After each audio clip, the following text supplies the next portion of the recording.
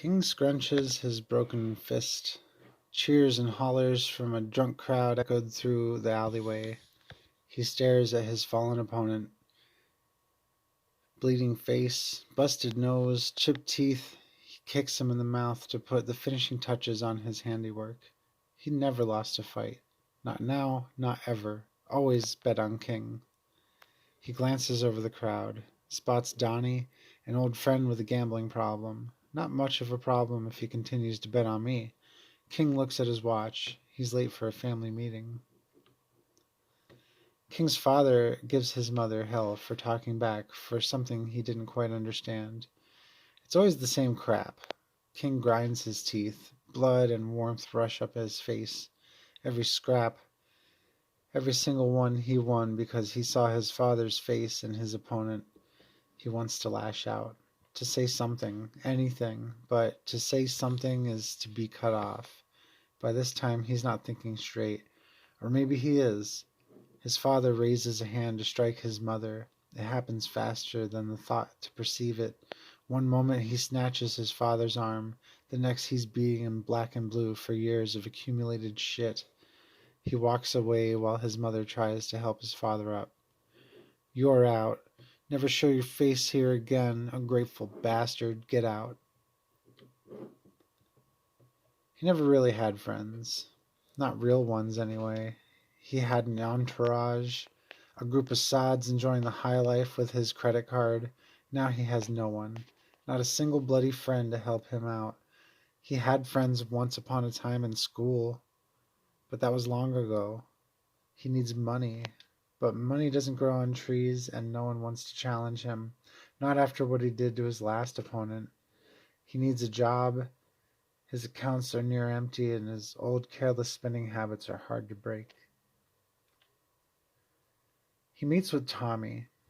Tommy has no room for him in his apartment. Wishes he did, but he doesn't. Mick wants to help, but his old lady won't let him.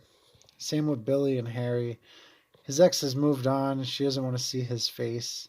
Something about being a shithead. He can't live in a hotel room forever. It drains the account. He remembers a face he recently spotted in a crowd at his last scrap. They were friends since they were toddlers. He was a genuine friend, even if they went separate ways. King looks up to him.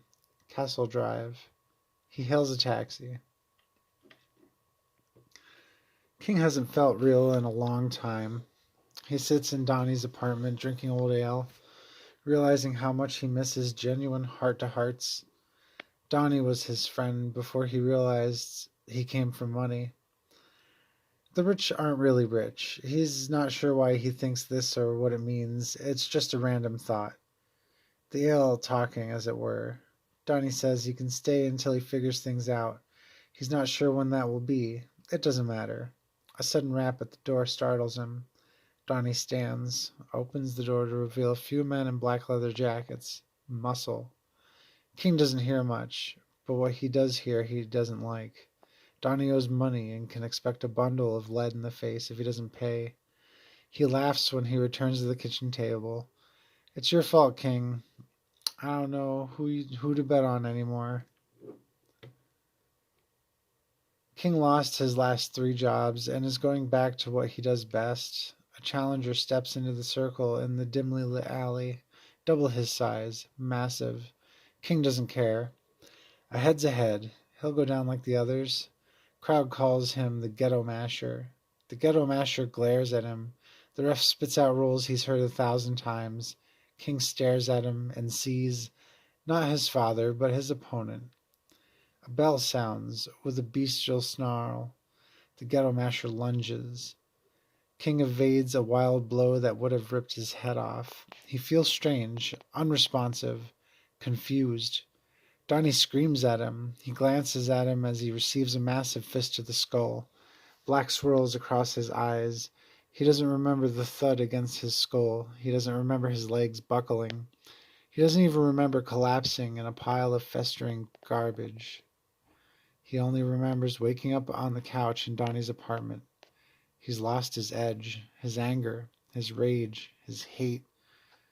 Was that all he was? Donnie's asking if he's okay, and he's not sure. Am I okay? Will I be better? I don't know. Was it just a fluke? A lucky shot? Happens to the best. I feel wrecked. I am wrecked. Donnie bet the last of his cash on him.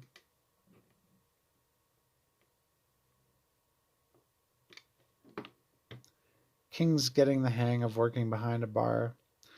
Donnie sips a beer and tells him he needs to find another reason to fight. King tells Donnie he needs to get home before the beer he's drinking turns to piss, before he gets in trouble. Too late. King spots two men. They approach Donnie, grab him, usher him into the basement. Not a good sign. King rushes to help, but his manager yells at him to stay behind the bar. Screw it. He leaps over the bar and rushes to the basement, where he finds Donnie being beaten by Ghetto Masher with Uncle Brass watching in his chair. King doesn't hesitate. He tackles him. They exchange deadly blows. Ghetto Masher can hardly keep up. Uncle Brass sends others after King. Doesn't matter. King's a whirlwind of destruction. He cracks Ghetto's knees and thrusts his thumbs into his eye sockets. An eyeball pops out, still attached to a series of nerves. Cries of terror. Ghetto Masher cups his eyeball, screaming for medical help. Staggers and slams against the wall as more ruffians attack. Stop! Uncle Brass stands and approaches. It's well within my power to rip your fucking head off for what you did to my boys. King staggers to his feet. Not a bloody joke, am I? His debt is paid if you work for me. He straightens up and brushes his jacket, smiles. Always bet on King.